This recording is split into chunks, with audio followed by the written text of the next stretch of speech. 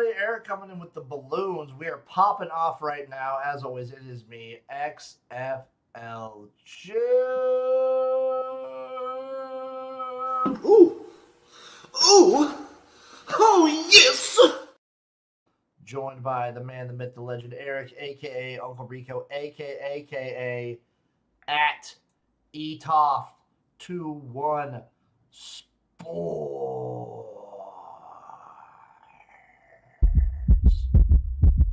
My heart racing whenever I'm talking with Eric. That's your heart? Yeah, right here.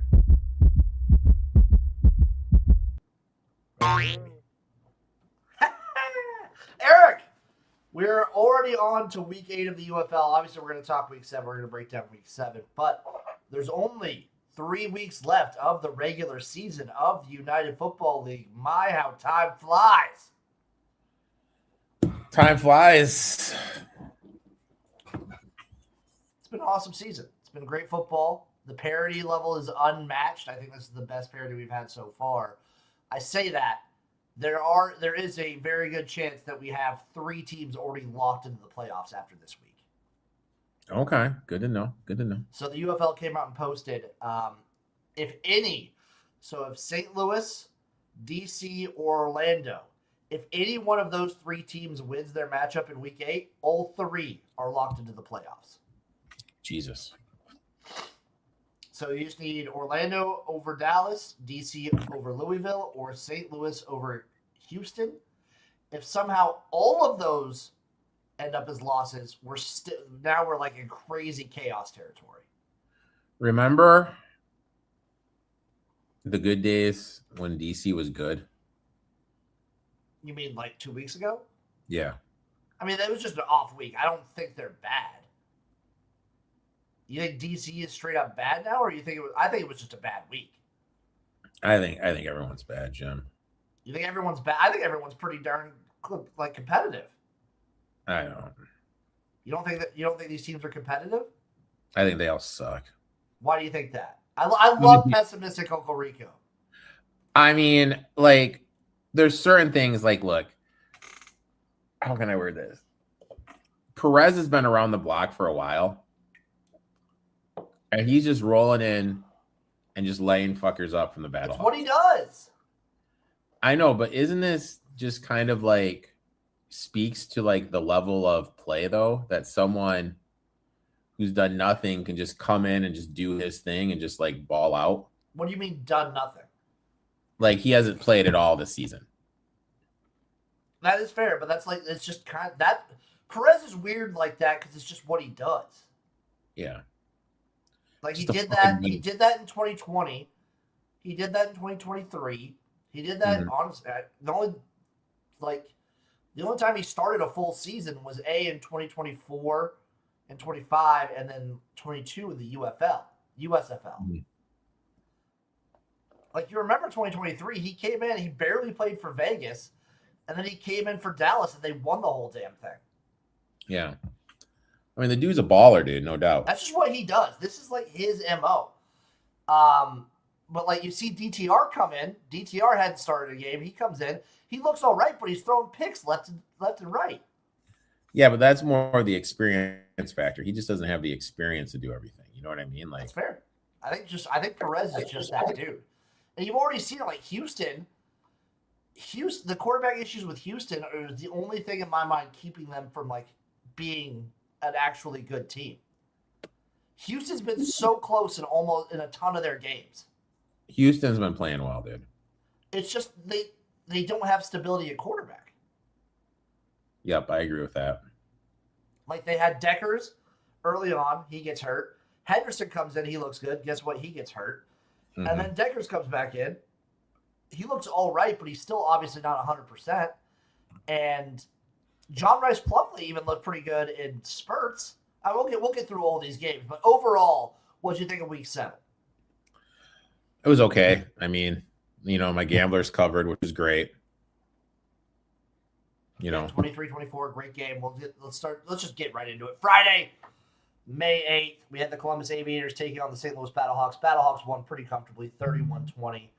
Perez, that dude, Also, it was against Columbus, to be fair. I think Columbus is the one team that I will call not. Like, it's so disheartening because they want to have a run game, and they do have a pretty decent run game. Their offensive line isn't terrible, but I just feel like their defense is bad and their coaching is bad.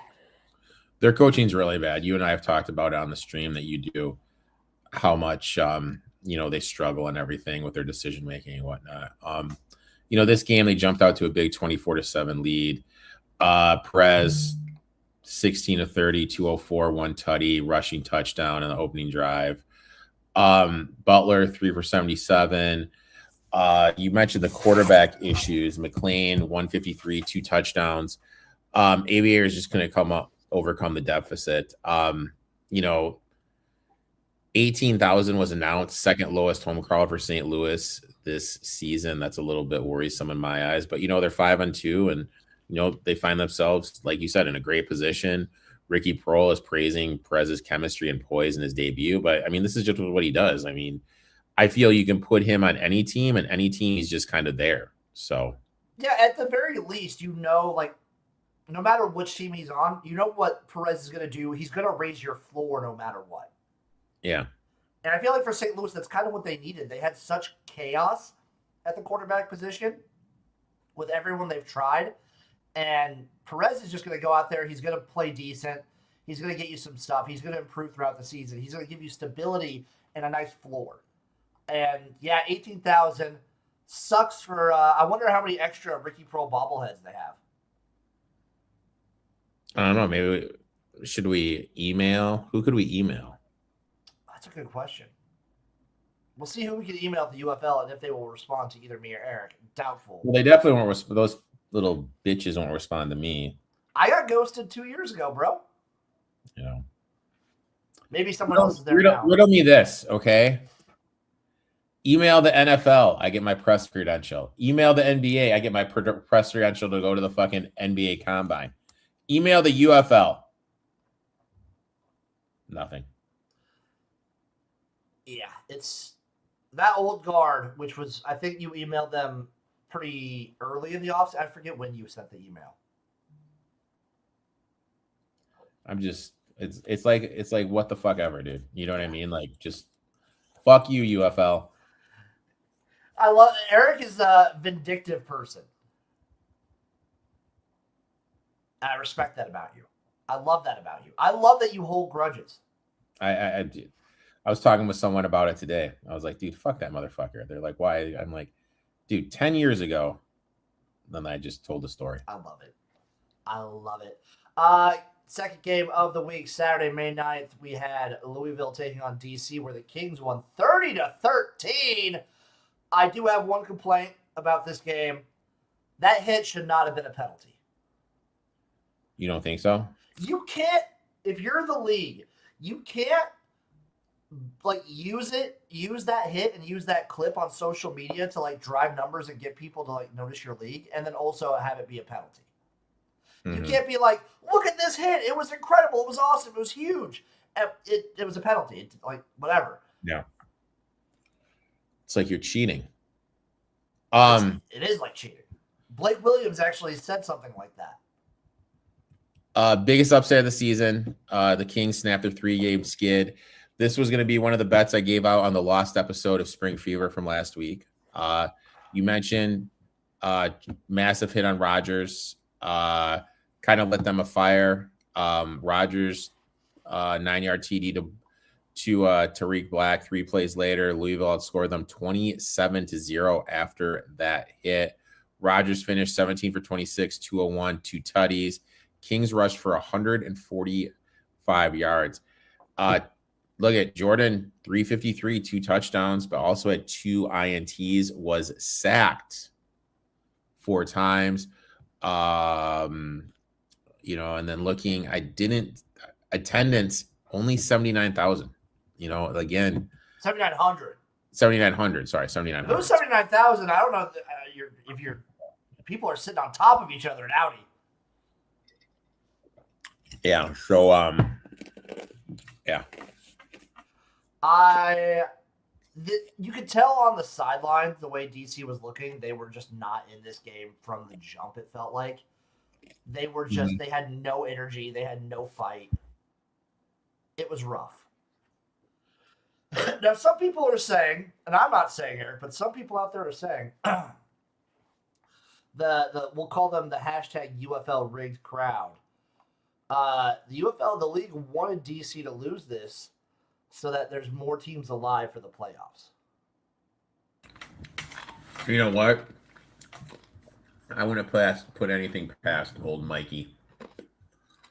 I still don't understand why you don't like him. I don't get it. I don't know what he's done to like get on your bad side. He hasn't responded to my tweet.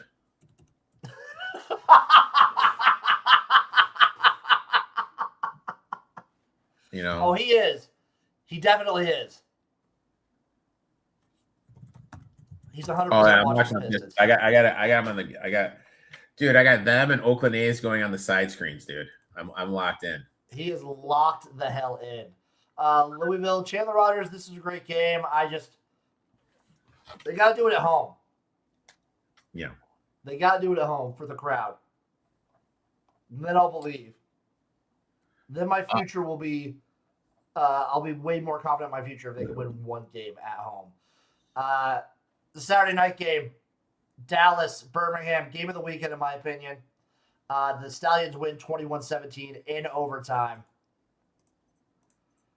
Some people said Dallas was getting fucked by the refs. I'll be honest, I didn't watch one play. Yeah, Eric doesn't watch football, so it's okay. You know what? I only watch it when I'm on your stream, buddy. Wild back and forth, overtime game, second straight win. Dallas led late. DTR, 18-yard tutty to Mickens. Just over 2 left to force OT. Renegades had a chance to win in regulation, but Pevy blocked a 53-yard field goal attempt. DTR rushed for 1 2-point conversion and passed to Mickens on the other. DTR finished with only 159 yards, 2 tutties, 1 INT. Dallas relied heavy on the run game with Mayweather having 2 touchdowns. Attendance. Are you ready for this, my friend? Not great. 4,700. Smallest crowd, smallest in the history of the franchise. That is a fact. That is correct. I will say this, smallest posted. You remember Mother's Day? Was it last year or 2 years ago, Mother's Day? That was maybe 700 people in the stands. Yeah, that was pretty bad. I remember that. Yeah. Like they announced they sold more tickets or whatever, but come on. The Stallions, they have life. DTR has breathed life into this team. They are dynamic. I still don't fully trust their defense. Again, this is against the Dallas Renegades, who you normally say, oh, after weeks 1 through 4, the most dynamic offense in the league. Well, all of a sudden, the latter half of the season, they've been stuck in the mud. They've been straight up bad offensively. And this game, they tried to do like a whole 2-quarterback thing where they had Luke Lennon in there too. Yeah, that's a little weird. It was weird. I kind of like the offense they run with Lennon, where they kind of run like an option system because he's such a dynamic runner. You like the option? I love the option, Eric. Love it. Austin Reed, he seems flustered. He seems frustrated in a lot of games now. You know what? It's one of those things, the more you have a good coaching staff, the more people get used to a player, the more you can kind of expose them and everything. It's true. It's true. And I feel like, I don't know what it is. I feel like teams have really like zoned in on stopping Tyler Vaughns, and he doesn't really have a lot of other options that he likes compared, like other than Vaughns. Yeah, I agree with that assessment. So it's been all Vaughns or bust. I don't know if the Renegades can like get out of this slump, but they went from first to not great. And then we capped off the weekend, banger game as well on Sunday. Orlando Storm 24, Houston Gamblers 23. The Gamblers are so close in almost every game right now. Like a 1-point game this week, a 7-point game last week. They've had those 2 blowouts against DC and Dallas to start the season. But other than those 2, they've been like in every game. What was that game, that team the Maulers. They kind of remind me of the Maulers from a couple years ago. Oh, yeah, they were just clawing it in a bunch of games, but never winning. Yeah. Sloppy, low-scoring grinder came down to the final kick. Orlando led 14-3 early. James returned a tutty. Houston fought back, 29 field goal at halftime, took the lead in the fourth on a 49-yard TD pass from Plumlee to White. Plummer answered right back. Plummer was efficiently quiet, 14 for 24, 152 yards, 2 tutties. Orlando outgained them 415 to 185. No, Houston outgained Orlando, right? Yeah. Sorry. Defense forced 2 turnovers, kept them. Houston's quarterback, Hunter Deckers, 268 with 1 INT. Storm won their 5th straight, improved to 5-2, tied for first. Houston fell for 2-5. Attendance only 4,800.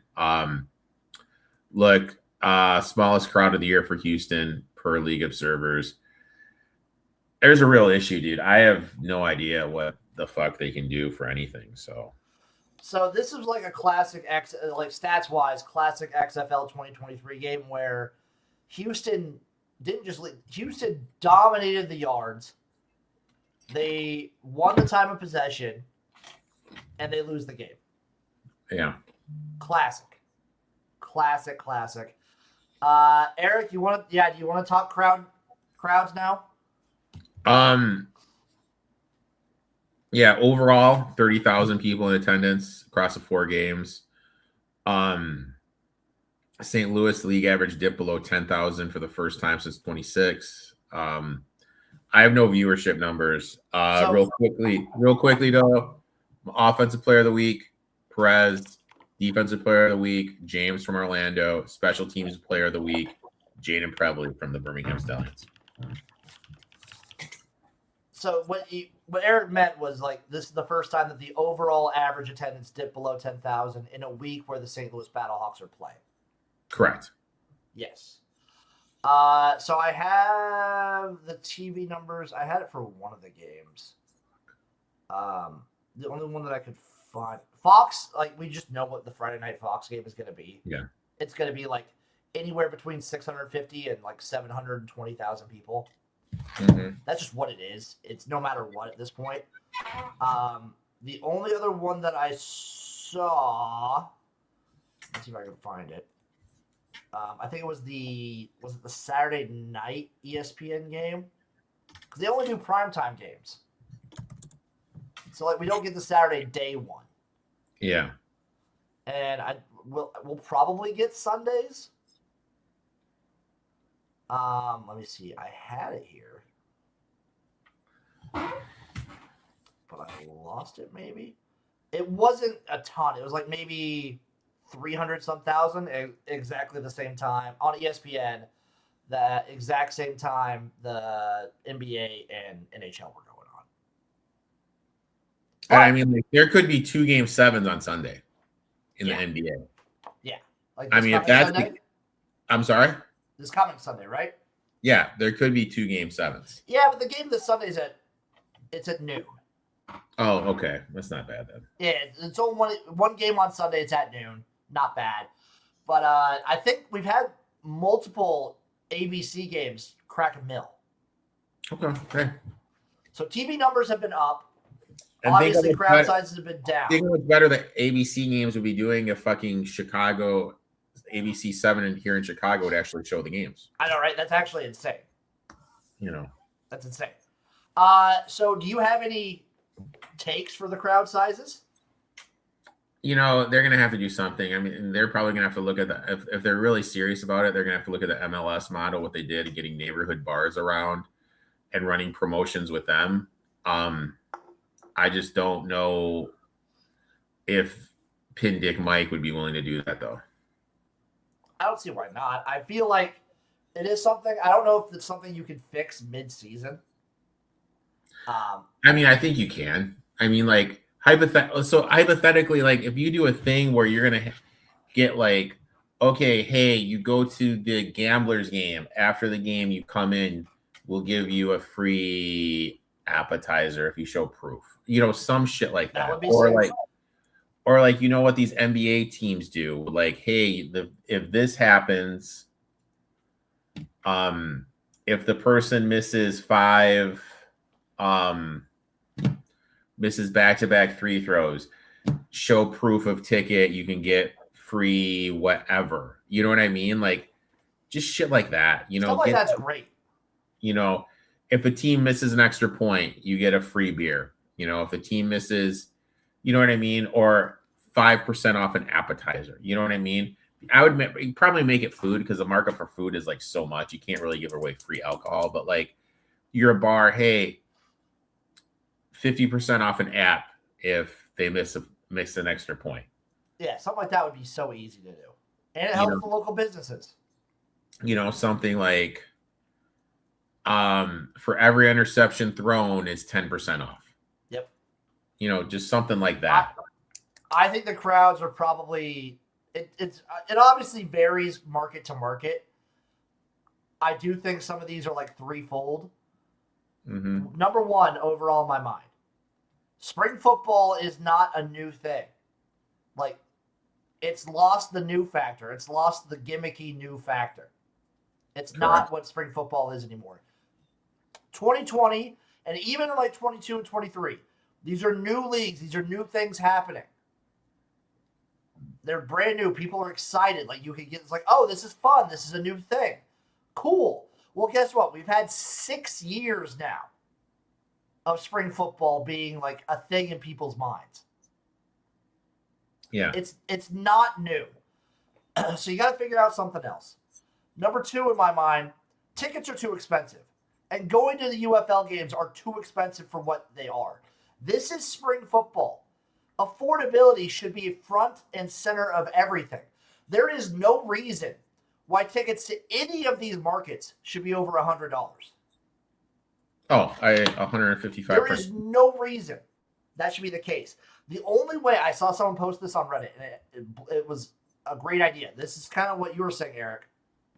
Imagine a family deal for one of these games. We'll just say $100 gets you 4 tickets, free parking, 4 sodas, and some like concessions, like maybe 2 popcorns. Mm-hmm. That's $100 for 4 people. Yeah, you can't beat that. That's a great deal. Yeah. Meanwhile, if you want to sit on the 50-yard line in a St. Louis Battlehawks game, you're shelling out like $300 if you have a family. But I mean, like, and we've talked about this before. Like, another big thing you gotta be in is dude, these officials fucking suck in this Piston game. The thing you have to realize is there's got to be some sort of connection between the fans and the players. That's number 3 on my list. Mm-hmm. Is the fact that obviously these teams are not in these markets is very noticeable.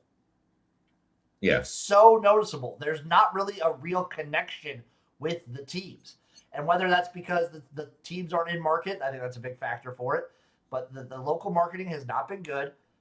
It's gotten maybe a little bit better some places, but it's still not where it needs to be. Fourth factor for me, especially places like Birmingham and Houston, Eric, it's like mid-May right now. It's hot as fuck down there. Yeah, they got to be careful with how they're scheduling the games and everything, the time of the games and whatnot. You got to give these teams night games, because what was it? They at least Birmingham played at night last week, and Houston too. They played in like the evening. I do think starting earlier would help. Again, we've gone over this a bajillion times. For the love of God, start it right after the fucking Super Bowl. So if you started right after the Super Bowl, I think I said it, the championship would have been last week. Yep. Or the week before. And people will argue, there's 2 arguments I see people make to not start it early. Number one, you have like Columbus and DC where it would be cold. Mm-hmm. But also cold weather is football weather. 100%. Cold weather is football weather. And that's what these people are just being fucking idiotic with. Like, they don't really understand that cold weather is football weather. And that's that's what it should be. Like it just, and like the only other issue in a market would be St. Louis, but guess what? They play in a dome. Like Birmingham would be fine in February. Houston Obviously, all the Texas teams would be fine. Orlando would be fine. Mm-hmm. They'd all be great. Louisville maybe, but again, cold weather's football weather. And then the other thing people say is you're going up against March Madness, like the entirety of March Madness, which fair, but get this mentality out of your head. You're going up against something no matter when you start. You're going to be going up against, they went up against the Elite Eight this season, the Final Four, and the championship game, and now you're going up against the NHL and NBA playoffs. Yeah. So you're going to be going up against something no matter what. The only question I have, does ABC show March Madness games? They do have a deal. They are going to be ESPN did get the deal for them. So that would be my only worry is now you're losing games probably on ABC. Yeah. Yeah. But I mean, like, Jesus. Yeah, I mean, that's true. Like, I don't know. I think it's not until like 30. So who knows? Who even knows if this league's going to be around then? So who knows? Next year, this offseason is going to be a big one. Going to be a major one. But there's a lot of factors going into it. Affordability is a big one. Prices and just everything right now are tough. And not feeling like a member of the community. And then the luster of spring football in general. It's not a new thing. It's not a new shiny toy. Like the Dallas Renegades, St. Louis Battlehawks, and the DC Defenders have been around for 6 years. Jesus. They've been a thing since 2020. That's insane, dude. And like even the Stallions, Gamblers, and like, discount the 80s, but like if you just count the new iteration, they've been around for 4 years. Mm-hmm. That's since insane. 2022. Yeah. I don't think we can like judge the long-term effects of this league until like 2028. I love how you're optimistic that it's going to make it that long. No, I mean I don't know if it will, but like I think you can't really judge whether or not it's going to be like an actual long-term. Because what's long-term for a sports league, for a new sports league? Like I think anything past 10 years is long-term. Yeah, I agree with that. And the UFL really hasn't been a thing except for we're in the year 3 now. So we got to get to year 10, which would be 2030. Year 10 would be 2034. Yeah.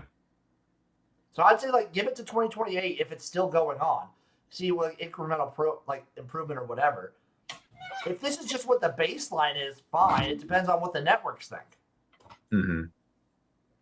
But well, it'll be an interesting offseason. Tobias just hit a big 3. Sorry, Jim.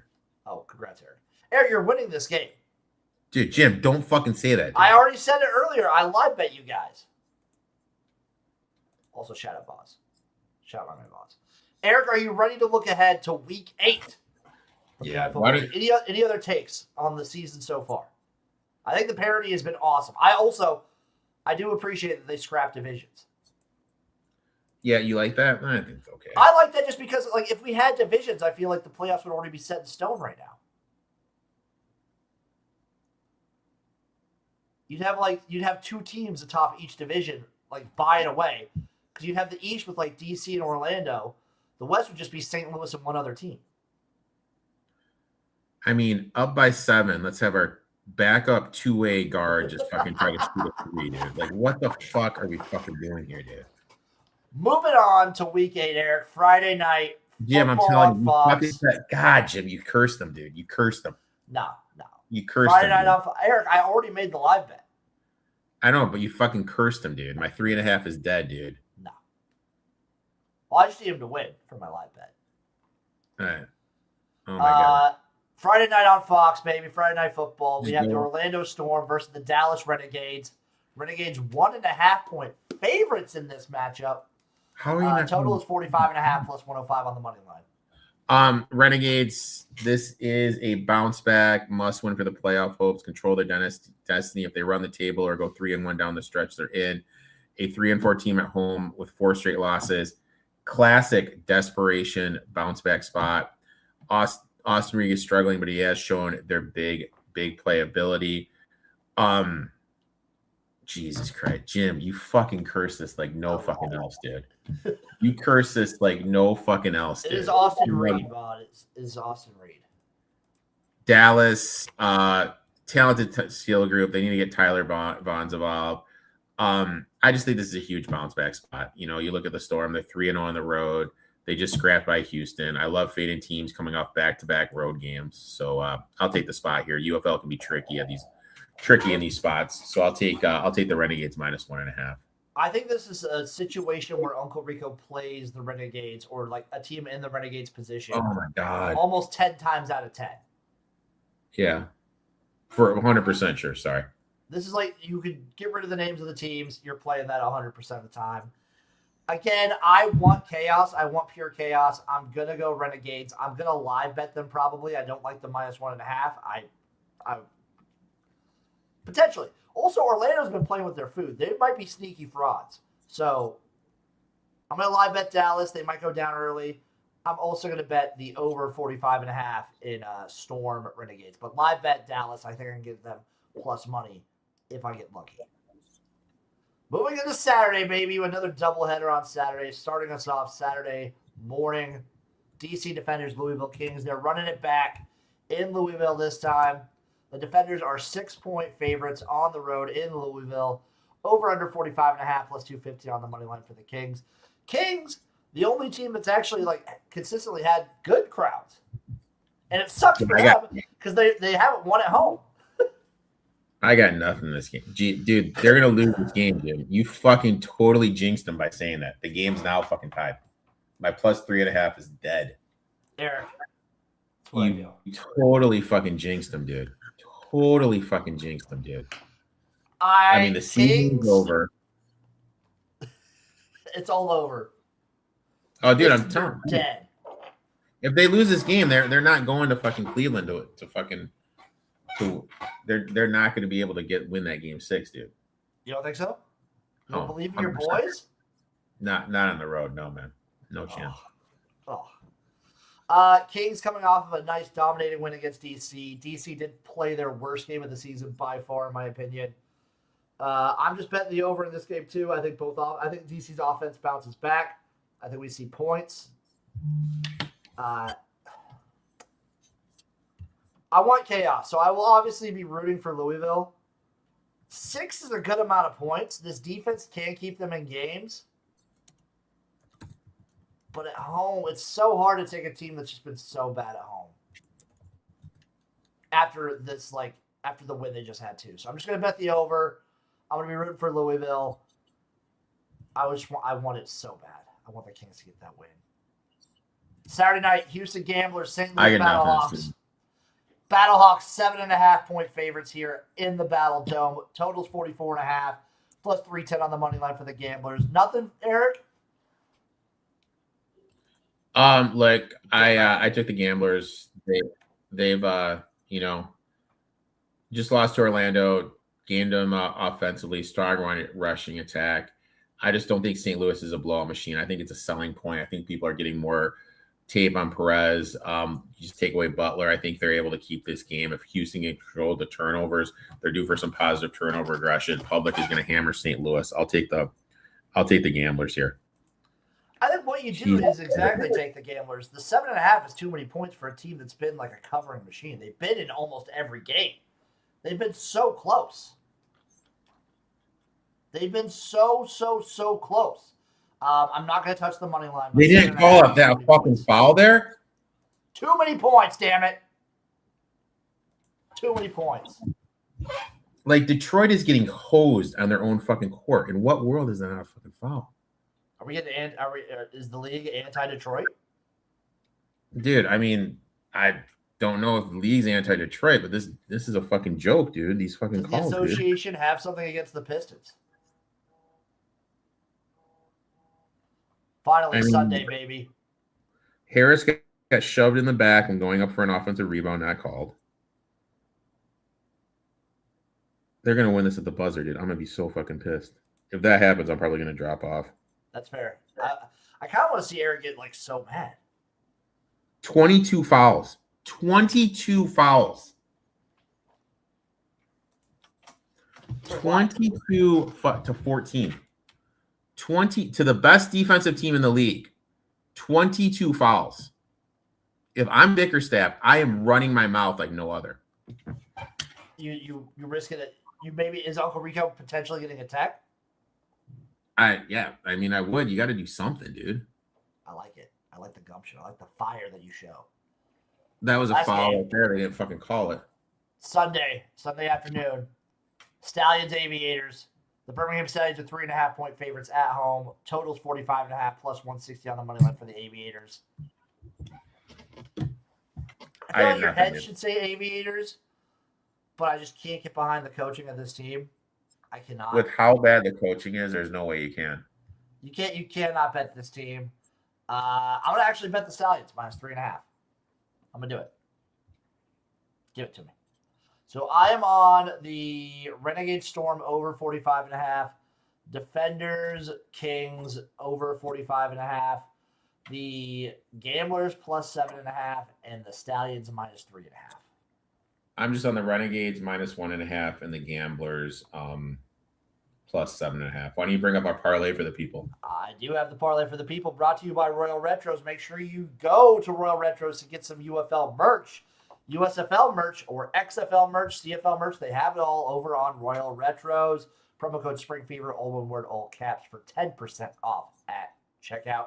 Eric is taking the Dallas Renegades minus 1.5 versus the Orlando Storm, and I, XFL Jim, am taking over 45.5 points in Defenders Kings for a nice plus 264 two-leg parlay. Very nice. Very nice, Eric. Do you want to, Eric, I'm doing this for you because I love you, because you're a great man and a great friend. Do you want to skip the DFS just so you can focus on the game? No, we can pull up the DFS. Okay. We'll pull up some DFS. We're going to overtime, so we're good. We'll pull up some DFS. Like in this, like real quick though, if Bickerstaff had a clue, he is bitching at the officials during this fucking before this OT starts. That's a name I'd expect in like an old lacrosse coach to have. Like, what the fuck? Why is my fucking feed skipping? You're not caught up? Are you not live, Eric? What the fuck is going on here? No, my feed just freezes. That's stupid. Eric, get with your internet people and tell them to shape the fuck up.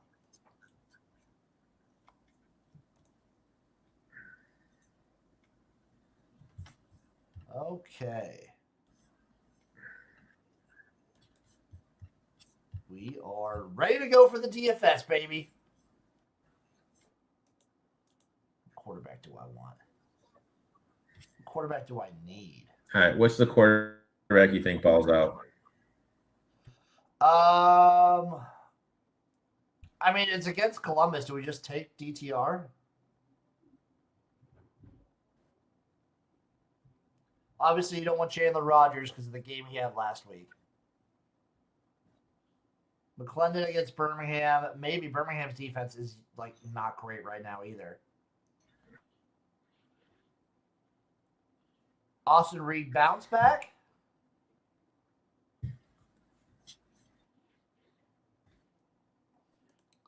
I don't know what you end up doing.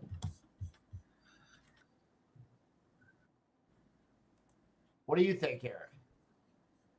Is he? Oh, his internet's like gone to hell.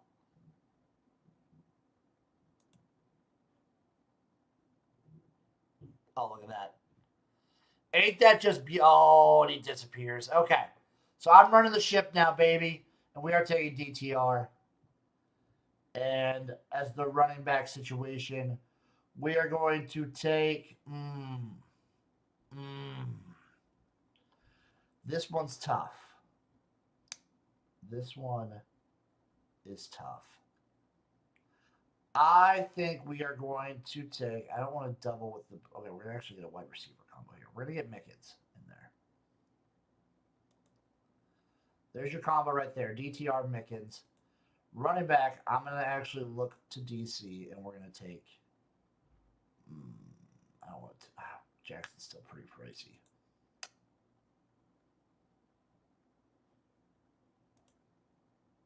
Is he back?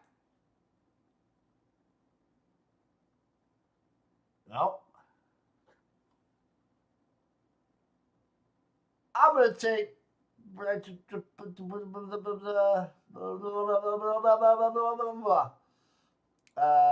take Jarvie and Howard. Is he there? Does he return? No. No, he does not. But what about now? We're going to actually... Up. Is he back? I'm here. Eric's back, folks. I've been barreling forward without you. I've been lost. All right, who did you put in as a quarterback? I got DTR as a quarterback. All right, and what Stallions wide receiver did you pair him with? I got Mickens. They have the best connection. Okay. And then I put got Jarvie and Howard for St. Louis as our running back. Okay. What game do you think is going to be the highest scoring game? I think it is either DC Louisville or Orlando. I think it's DC Louisville. It might be Houston St. Louis, but I would say DC Louisville is probably my pick for highest score. All right. So who from that game do you want? Let's see who we want. God, all the top guys are DC, huh? Oh, they got Lucky Jackson is a dude for Louisville. You want to roll with Isaiah Winstead? Get him in there? Yeah, let's do that. Let's get Winstead in there. You want someone on DC side? Yep. DC side, it's got to either be it's Ty Scott or Cornell Powell. Those are your two dudes. Let's go Powell. Bounce back receiving spot. Tom has got what Tom loves to do is he does air it out to multiple people. Well, I gotta hear this. I have to put myself on mute real quick. No, you're good. You're good, bro. He does air it out to a lot of different people. So I think you can't really go wrong with a DC receiver. One of these cheaper options, maybe if you go with a Bradley Moore, you're hoping for just touchdown city. So we got Nate. Who do we got? We got Cornell Powell. So okay. We got a flex and a defense left, and we've got 8,800 left. Okay, and what teams don't we have any exposure to? We have zero exposure to Orlando, Dallas. We don't have this game at all, and we don't have a Columbus player. Okay, let's skip a Columbus player. Let's go to we Dallas. We also don't have a Houston player. All right, is there someone from Houston that's kind of you're looking at? Let's take a look at the Houston guys.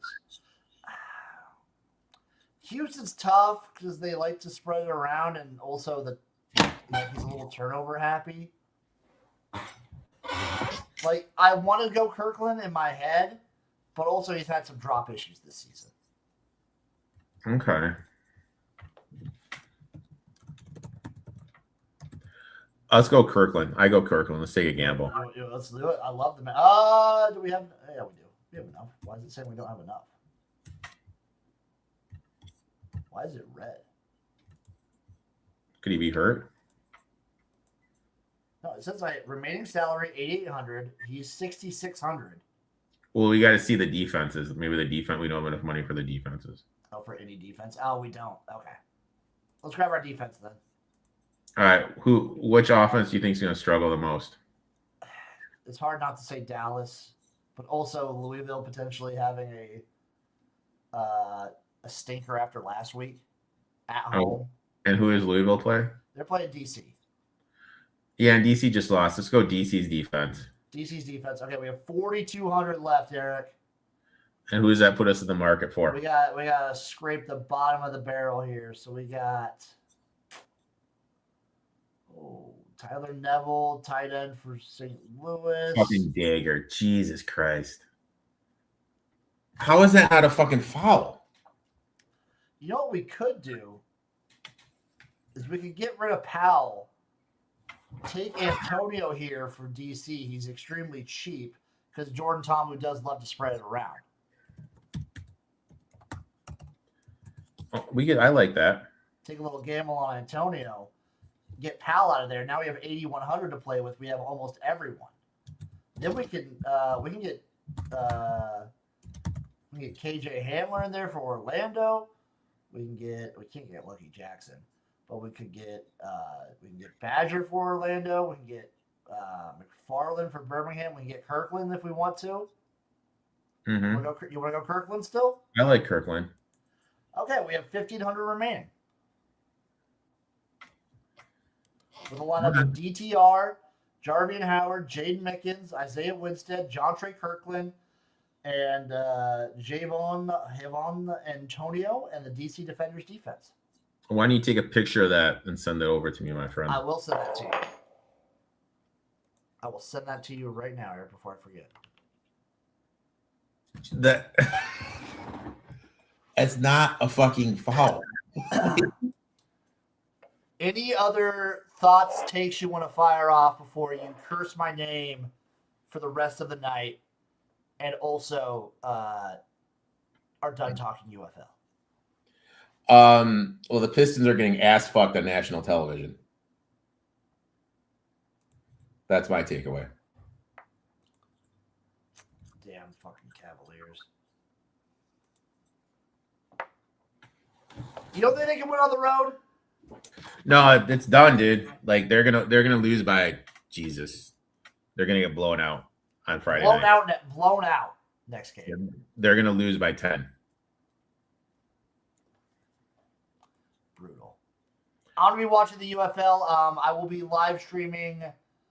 I will live stream Friday night like always, and Sunday. I will not be live streaming Saturday. I have a cousin who is I'm pretty close with. He's graduating college. Oh, congratulations! So I'm gonna be going there for him. So I'm gonna record the games. And watch them back later. It worked last week. No one spoiled. How is that not over and back? I'm sorry, dude. This is just fucking outrageous how they're just getting ass fucked. Oh, I got other TV numbers, by the way. So ESPN, Saturday night, 382,000.